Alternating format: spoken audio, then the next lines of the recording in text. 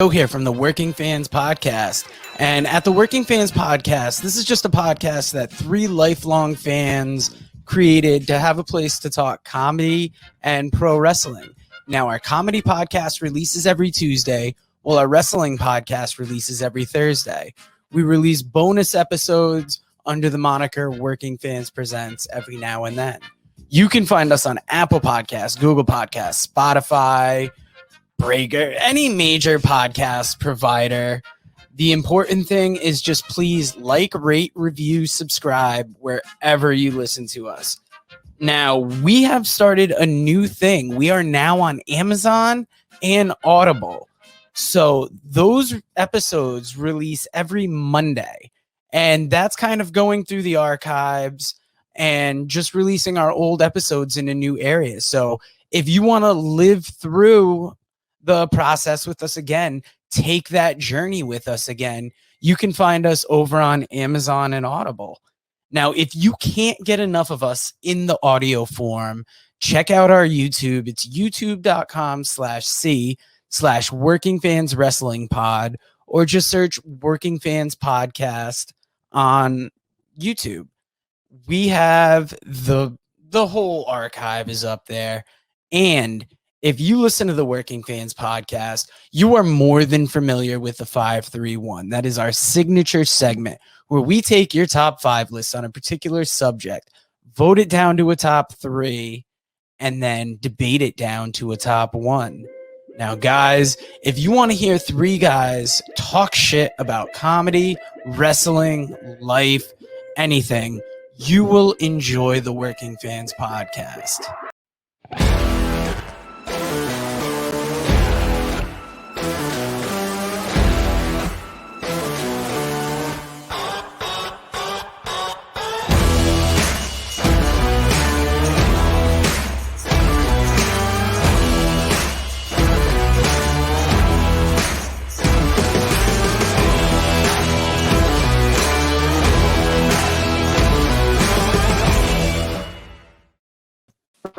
Fans, welcome back for Working Fans Podcast, episode 110. We are 3/4 of the way through the year. We are the morning of All Out, where tonight arguably could be one of the matches of the year. But Dave and I are going to sit down and we're going to do a 5-3-1 on the top matches of the year so far. And of course, that banner's got to say fucking top Bobby Eaton matches. Oh, Bobby Eaton, baby, God rest his soul. They got us. One of the all-time legends. So if you're watching this on video, that happened. That's all right. So, Dave, why did you want to do top matches of the year right now? You know, it's funny. Sometimes I just pick things out my ass, and it's funny. You'll hit me with that question, and I'll be like, not today, brother. I put some thought into this one. Reason why I picked this topic is because in today's day and age, I feel personally, at least, like things move so fast, like just, in general, I have a hard time like remembering stuff. I have a hard time retaining all the information and the events that happen. And the wrestling world is no different. Like there are constantly like Dynamite and Rampage now every week. We got WWE's got Raw, SmackDown, NXT. We got independent shows. There's so much going on and different ways to watch stuff that it's hard to keep track. So I thought, let's see what everybody else has there so far. What were your matches of the year? What did you find entertaining this year? What are you doing? What stuck out and what did you retain, so far? So I'm just curious to see what our fans got. Especially for a year where COVID was still going. It's still going on now, but it was still heavily affecting the TV product at the beginning of the year. And as the year's gone on, we've slowly brought in crowds and it's made a difference. But the first list I got today is from Brian R. Solomon of the Mothership Facebook group on Facebook. And he's got Reigns versus Bryan, Jungle Boy versus Dax Harwood, Britt Baker versus Thunder Rosa, Walter versus Dragunov 2, and Belair versus Banks. Interesting lineup. I'm going to tell you right now, those ladies matches you mentioned are probably going to be on a few lists there. Rosa and Britt and Belair and Banks. I'm going to see some of that. Now, I liked that he had Harwood and Jungle Boy.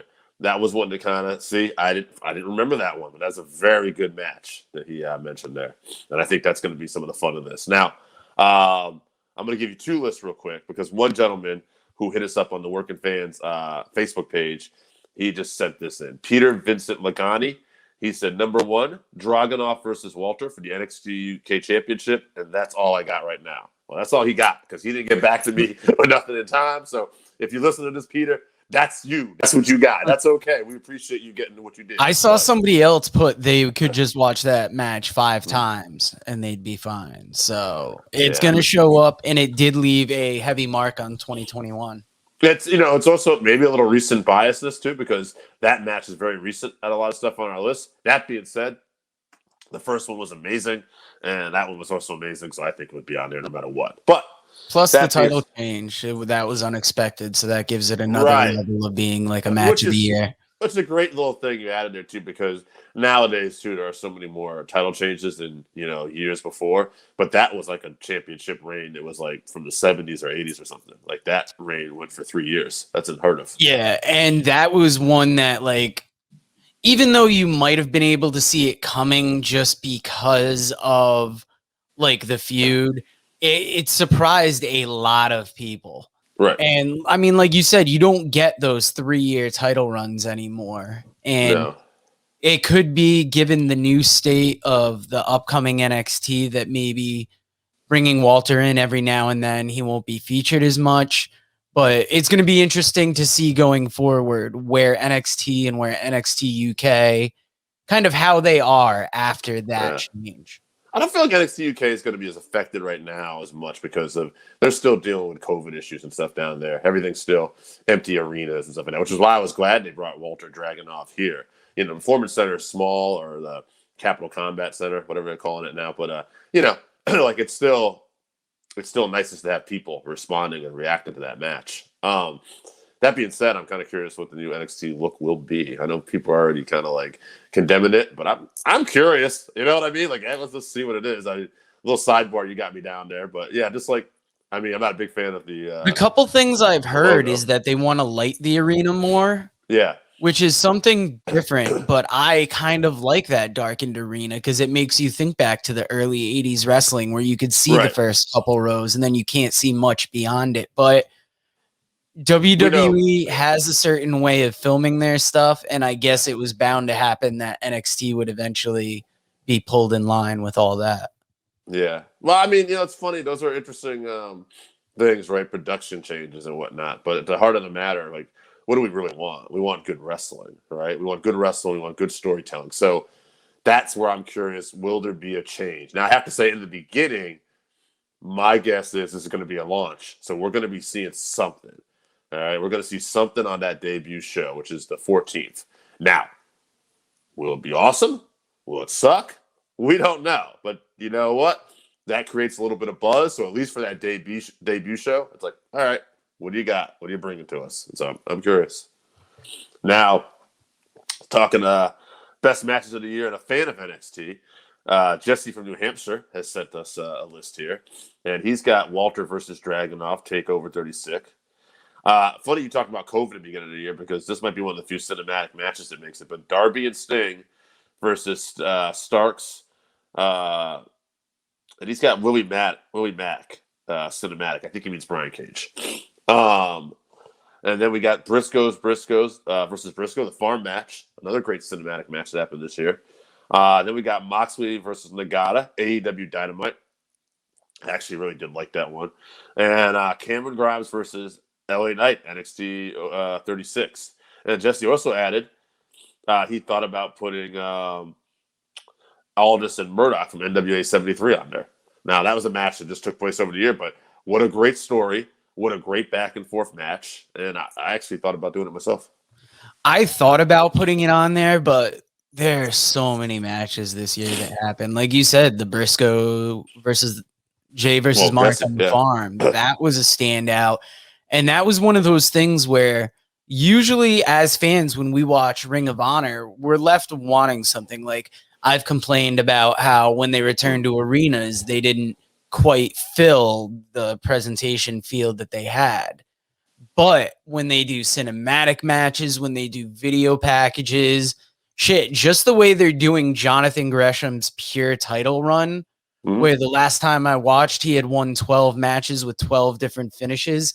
That's insane. And it's just good to hear ROH getting some love, especially for that Briscoes match. Yeah, no. It's very good. And that's what I want to see anyway, too. I want to see all these little independent companies make their mark. And speaking of independent companies, you like to send them some love. I have not seen it yet, but we'll just throw this out there real quick. It's another sidebar. GCW last night. They're continuing to make waves, all right? I was running around this weekend, so I hadn't seen it. I wanted to check out the show just because I was curious about the War Games. I was like, they're doing a War Games. What's that going to look like? And I saw on social media they had like a milk crate spot. Like everybody's seen the milk crate challenges. They did something kind of topical. I thought that was pretty cool. But then I wake up and I see Jon Moxley's the GCW heavyweight champion.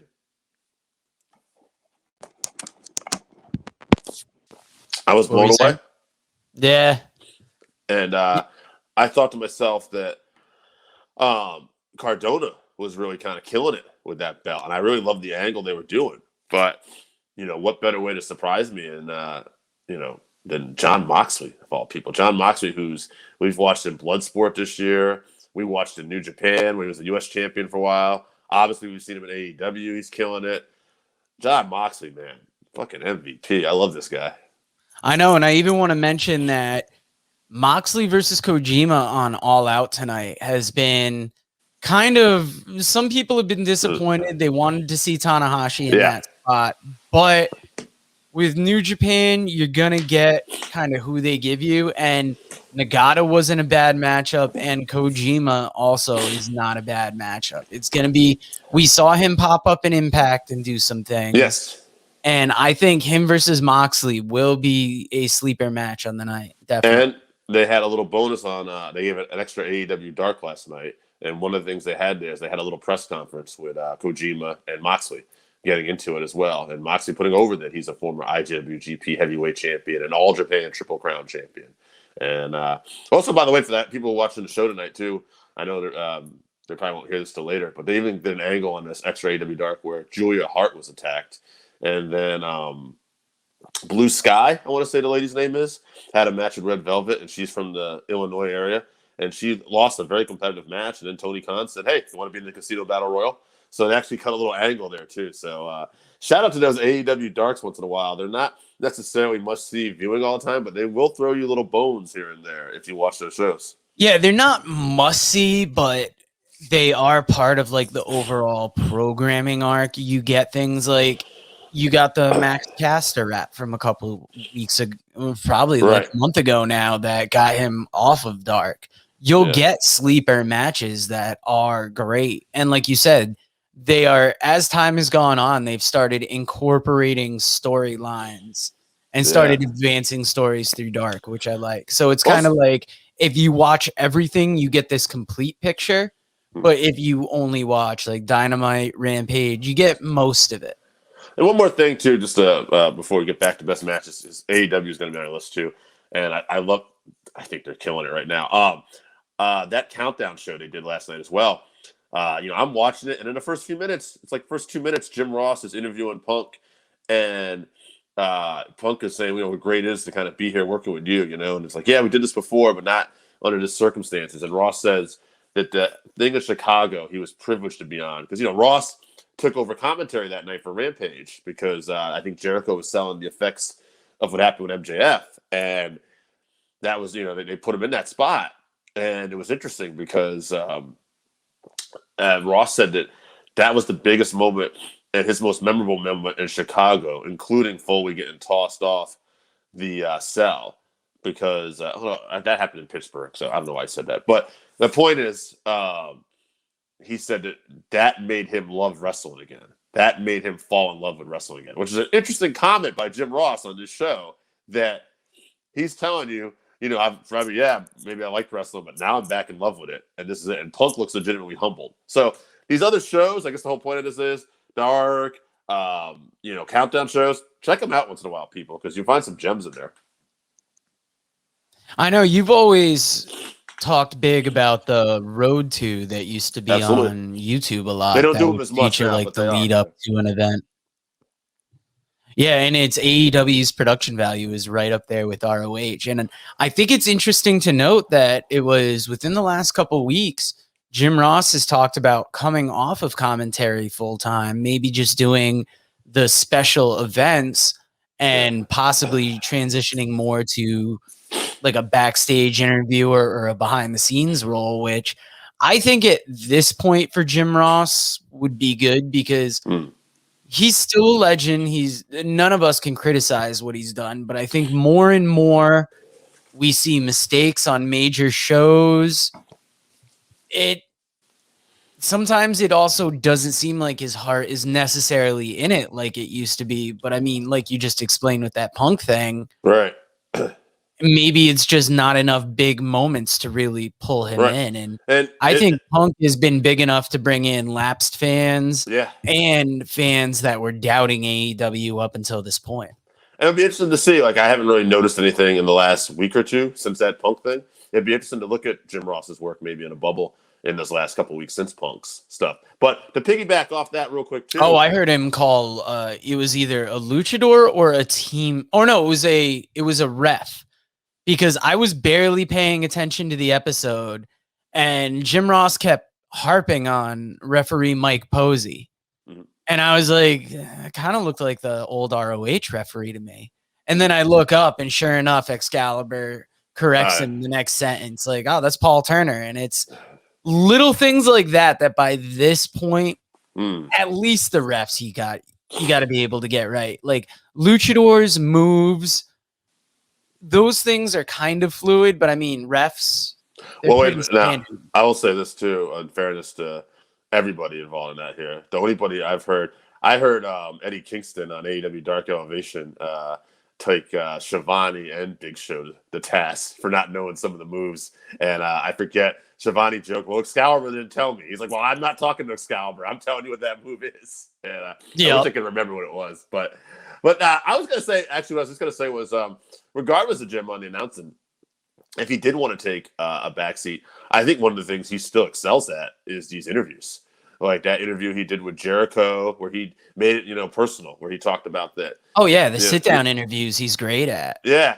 Even in the one with, he just like I said, Punk on the counter, but even in the ring with Jericho, where he said, I'm concerned about my friend, and I'm worried about the decision he's made to put his career on the line for 30 years, and we're going to talk to him about that. It's like, oh, okay, now I'm feeling like this is two friends talking to each other, and this is a personal thing. So there's little things like that where I do feel like, that's something he would excel at anyway. But yeah, he's still got a great mind for the business. He still has a lot to contribute. I just think it's almost getting to that Taz thing on commentary where he gets it 80% of the time, and Taz owns it. He almost acknowledges that he's going to screw things up, but I mean, I almost think that's part of Taz's charm by this point. Commentary Jones, baby. Yeah. Now, was it my turn? We've got off on a tangent here. We're going to go off on plenty of tangents. Go ahead. I'm going to give you my list. Next, I've got Albert Bettis this I got from the Mothership group, but I think I posted it in Rockin' Randy's because he asked, didn't we already do this? And I told him busy week at work, we double posted, but you got Walter versus Dragunov 2, Walter versus Dragunov 1, Walter versus Ciampa, Lethal versus Gresham at ROH 500, and Jay versus Mark Briscoe on the farm. The farm getting some love. Gotta love it. Although I'll tell you, we are seeing a lot of Walter Dragunov. I feel like that's made everybody's list so far. I think what was so appealing about Jay versus Mark on the farm is they made it look as real as possible. And with the inclusion of their dad there, kind of having them fight, like, are we done? And they're like, nope. And they get up and they just beat the piss out of each other. And there was enough classic footage. Ooh, shit, we dropped out there for a second. But like I was saying, their dad was there to regulate the fight. There was enough classic footage that you knew they fought around the farm. There weren't as many spots that stretched your believability of things. Like for the most part, you could be like, all right, I could see that. Like when he got on top of the van, he goes, what are you going to do? Jump on me? And then he just met him up there to fight. I was like, geez, that's amazing. That's good shit. I got Mike Caldwell sending us a list here this week. He's got Seth Rollins versus Cesaro, WrestleMania. And Mike also admits he watches WWE a little more, so he might be skewed. But that's fine. I told him, send us your list, you know. So he's also got Walter versus Dragunov, Banks versus Belair. He's got Reigns versus Bryan from SmackDown, and Edge versus Seth from SummerSlam.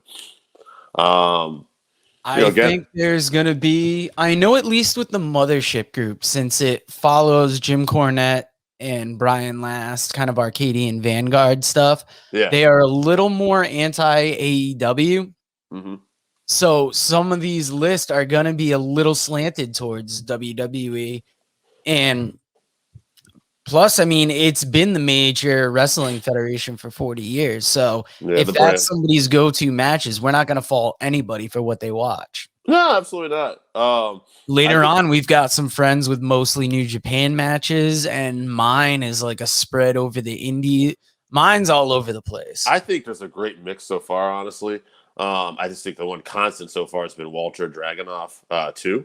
But I mean, yeah, we've seen some Ring of Honor stuff getting some love here. You know, I mean, there's been a couple other matches. Obviously, Belair, Banks, but I mean, Rosa and Britt Baker has been on a lot of lists as well. So now, is it my turn? I'm getting lost. Definitely now. Whose list do you got next for us? Oh man, I'm so sorry. I got Randy Asuka. All right. And he's got Josh Alexander versus TJP in that 60-minute Iron Man match on June 3rd, Impact Wrestling. Now, that also was on the pre-show and poured into Impact Wrestling. That's why I forget about it. Yeah, no surprise here. He's also got Britt Baker versus Thunder Rosa in the unsanctioned AEW match. If you know Randy, you know he's a big fan of both those girls. Edge versus Roman Reigns versus Daniel Bryan, night 2 at WrestleMania 37. He's got Walter versus Dragunov, NXT 2 TakeOver 36. And he's got the Lucha Bros versus the Jungle Express, Tag Team Tournament Finals, AEW Rampage, August 27th. And Randy throwing us a 6th one here. The Young Bucks versus John Moxley and Eddie Kingston at AEW Double or Nothing.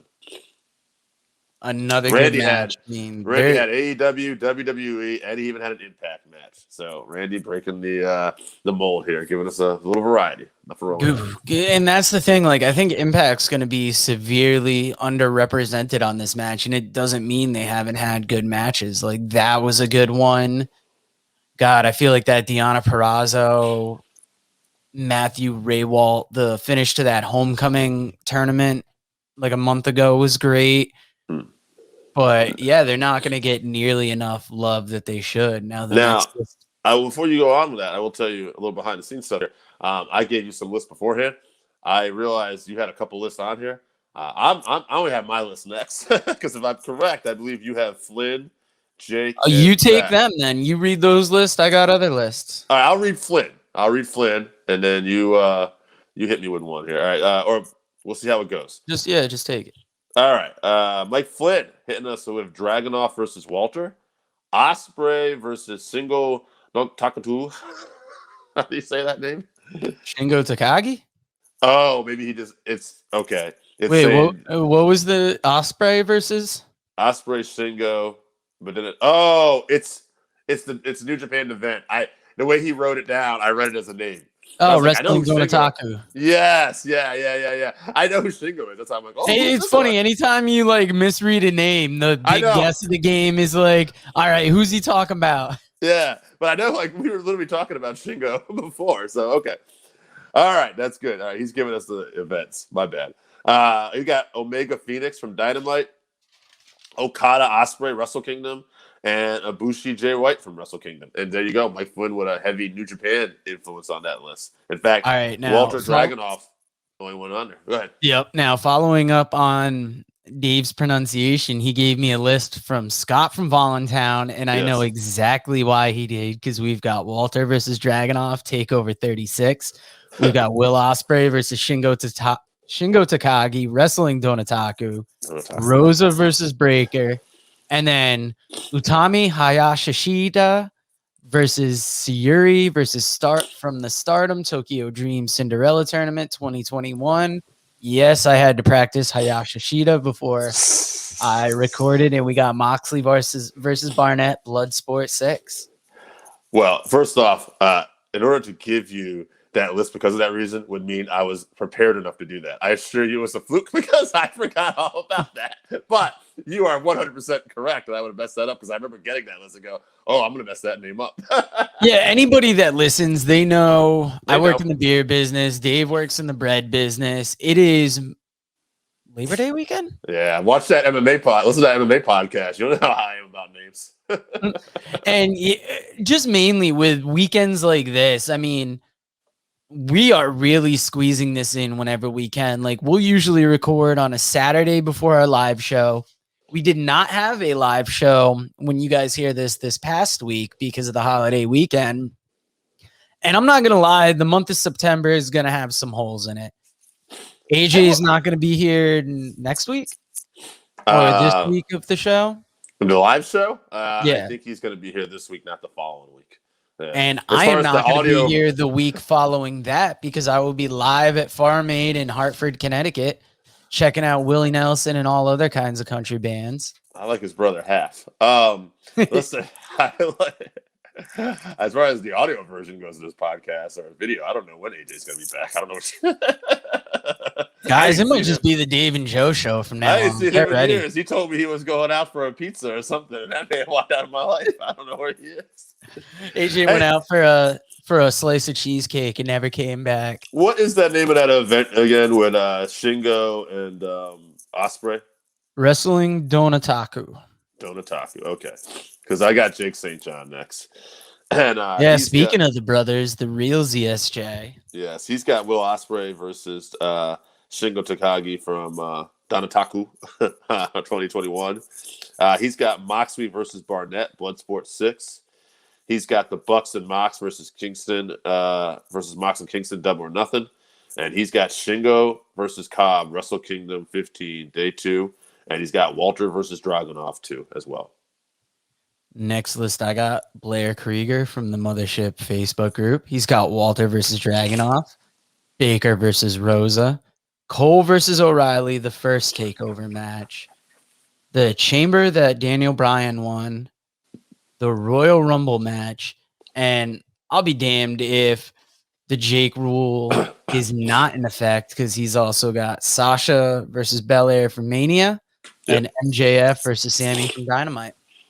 That MJF Sammy match was great. That's something about this list. It's one thing to get the Belair and the Banks and Dragunov and Walter because they're events, right? Yeah, those are events, WrestleMania. But those little like TV matches, that's what's interesting that makes these lists right there. So yeah, it's surprising when you get a TV match that'll give you like a match of the year candidate, right? And especially MJF and Sammy is interesting because those are two young guys, early 20s. That is a rivalry that AEW could ride throughout. That could be the next Cole and O'Reilly. Sure. Who knows how deep that could go? It just depends how long they book it. Well, I got the other brother now. I got Zach St. John. He's got Ospreay versus. I thought you gave us Zach first. Now that was Jake, but you did say the real ZSJ. So. Oh, I said it for the wrong one. Yeah. Sorry, Jake. I know. That's all right. Night Full of Diamonds, available on Amazon. Shout out. We got to make it up to him. Yeah, we're not tired from working all week. We got Ospreay versus Tatagi. We got Walter Dragunov 2. Ospreay versus Zaber New Japan Cup. Omega, Orange Cassidy, Pac from Double or Nothing. And we got that Lights Out match with Britt Baker and Thunder Rosa. That's also making plenty of lists here, I feel like. That is making a lot. And I'll go right into my next list. Cal Hawks. He's got Walter versus Dragunov, Walter versus Ciampa, Takagi versus Okada. A little different on that one.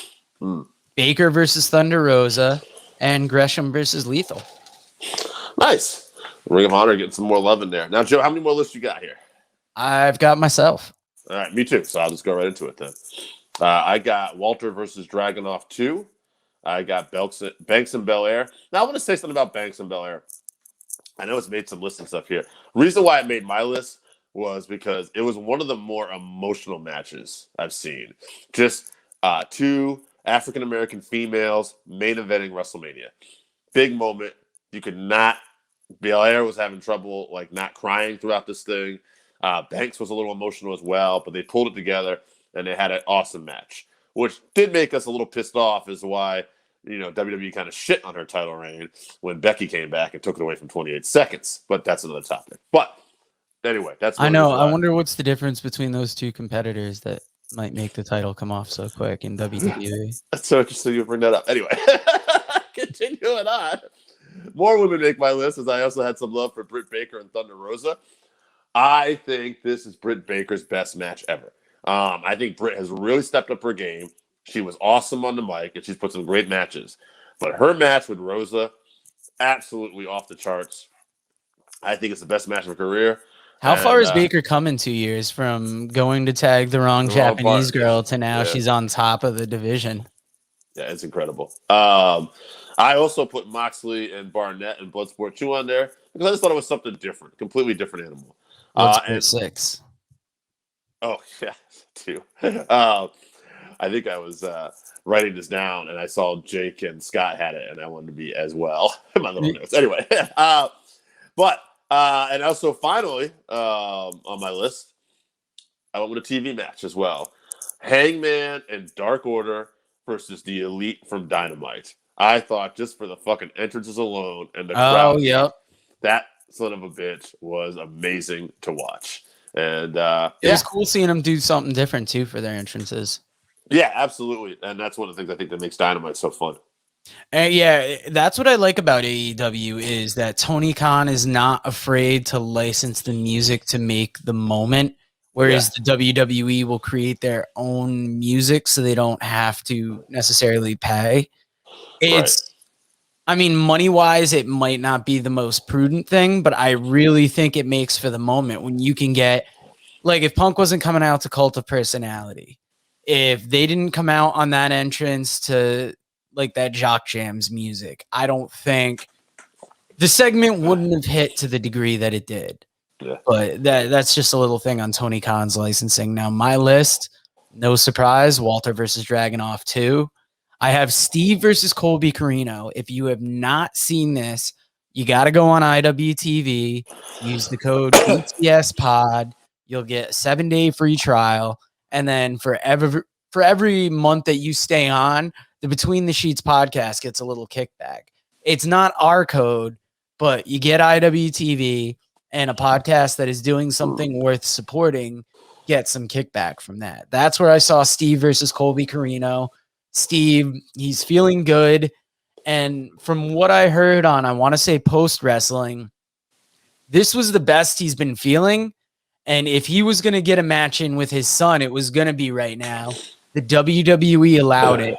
So just the WWE allowing him to do this, and then the quality of match we got from these two, the storytelling was off the chain. You have to see this if you're a wrestling fan.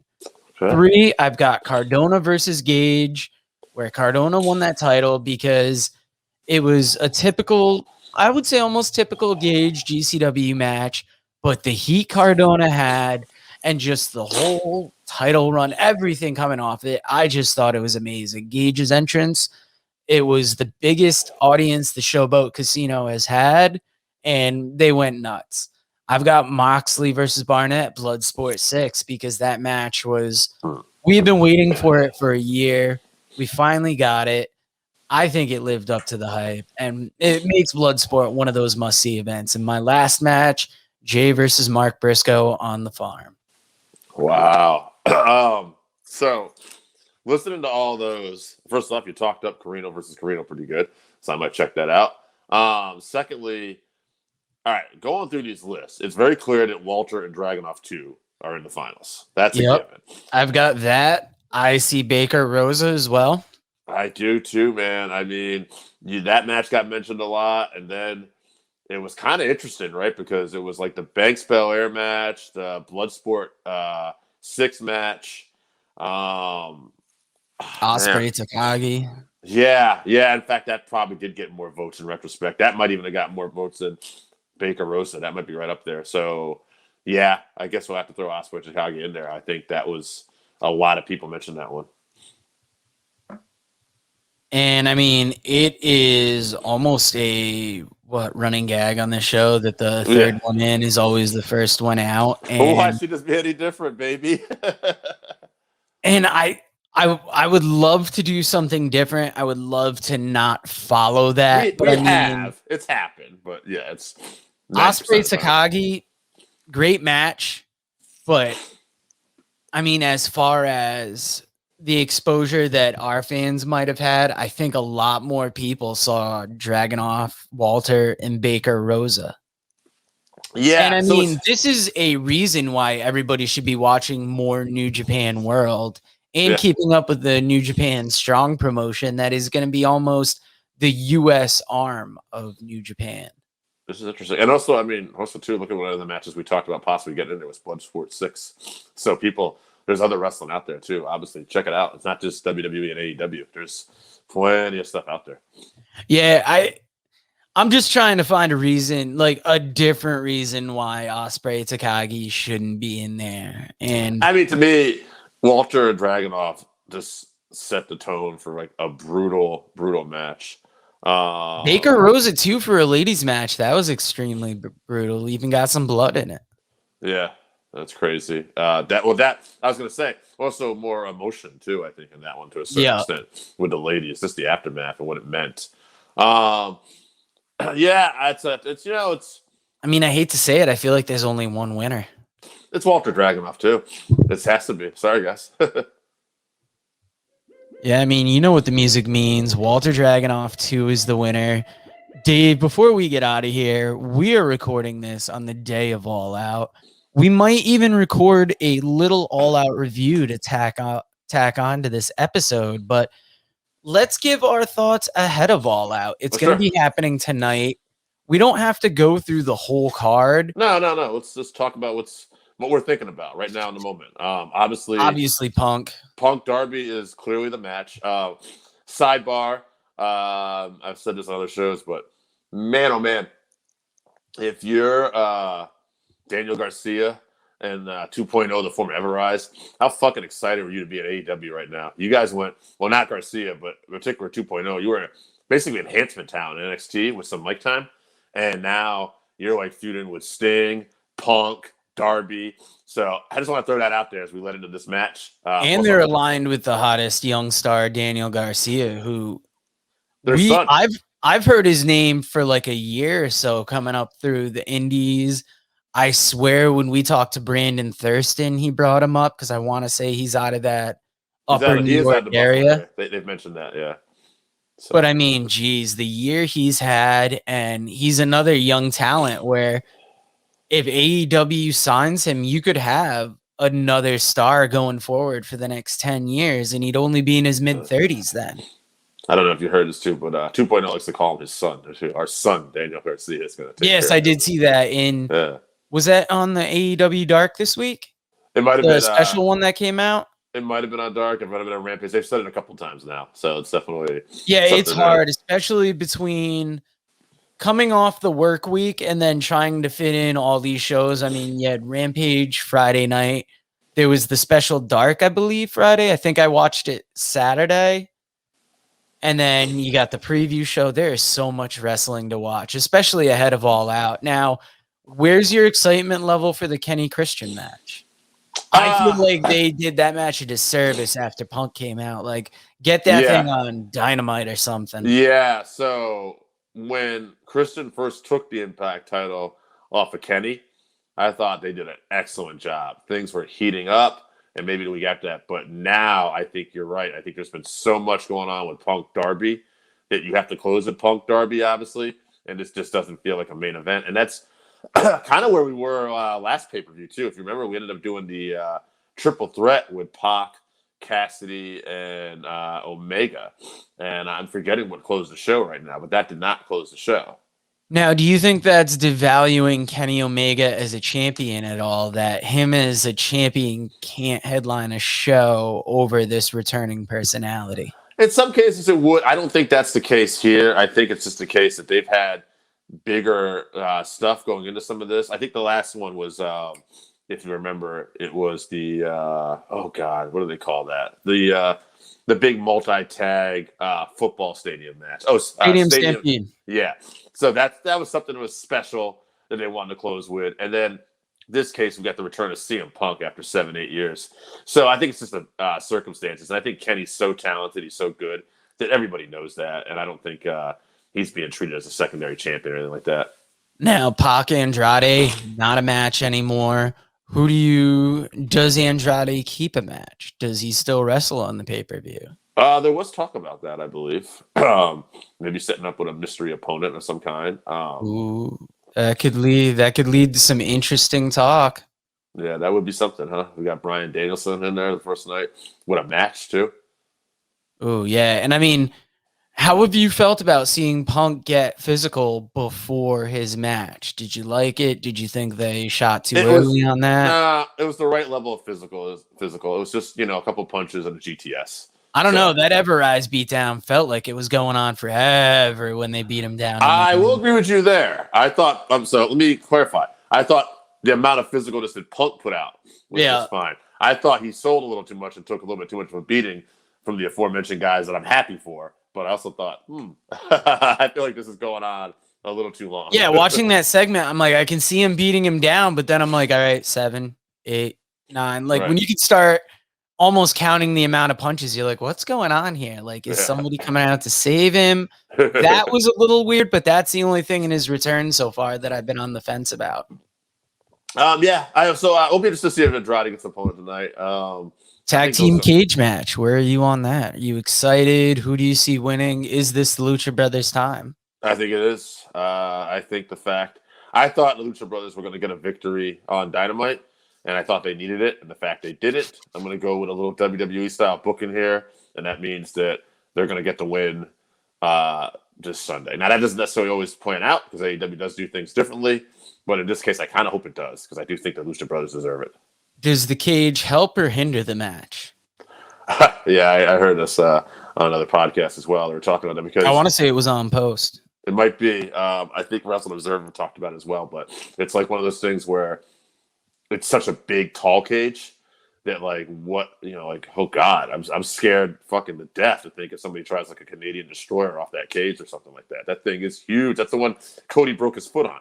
So we've seen him do crazier things off of ladders. I want to say it was All Out a couple years ago. That cage is very high though. I'm scared. I don't think it'll hinder the match because these guys are all so good. So, and the ladies' battle royal, level of excitement for it. I feel like after seeing the NWA do such a good pay-per-view the other week, I feel like this is going to be the dud of the show, and not for any fault of their own, but I just feel like it's the least exciting thing they have in the card. It all depends on where they place this and who is going to be the mystery person or two mystery people. I think there's still room for two spots. They filled all the spots. I thought that Sky got a spot, but I thought there was one more still. I could be wrong about that. So if that's the case, never mind. As far as I had heard, I believe there was one open spot, and then this filled it, so that whatever site I read it on said like that almost takes away from the possible Ruby Soho debut. That was what I was looking forward to. Was that okay? So if that's, but I mean, usually that battle royal features that debut. I mean, we saw Brian Cage come out in one, so it could still happen. You never know what's going to happen leading up to the show. Matt said that as well, but hopefully there is some kind of debut because that's really that match is all about to me. I mean, and that's not a knock on the women. That's just the battle royal. That's the setup. Usually with that wild card, it's the perfect debut spot, and they've used it as a great debut vehicle. Not anyone. In fact, I don't think anybody who's got the wild card spot has won it so far, too. Because Cage didn't. Oh wait, no, Cage didn't win it, but Sydal did it, and I think whoever was the last one didn't win either. So I mean, it's not always a guaranteed win either. No, but it's like a guaranteed like debut and cool debut with that. Not guaranteed debut, but like. If you're gonna get a debut at that spot, it's gonna make an impact. Yeah, absolutely. Dave, let's end like we end most of our live shows. What's the match you're looking forward to most this show? It's Punk Darby. It's got to be. Punk Darby. It's got to be, right? Yeah, you got to see what Punk's got after all these years. Hopefully, he's got a lot left on the table. I think he does, and I'm interested to see it. I mean, we haven't yet watched the GCW War Games match. I feel that's going to be great too.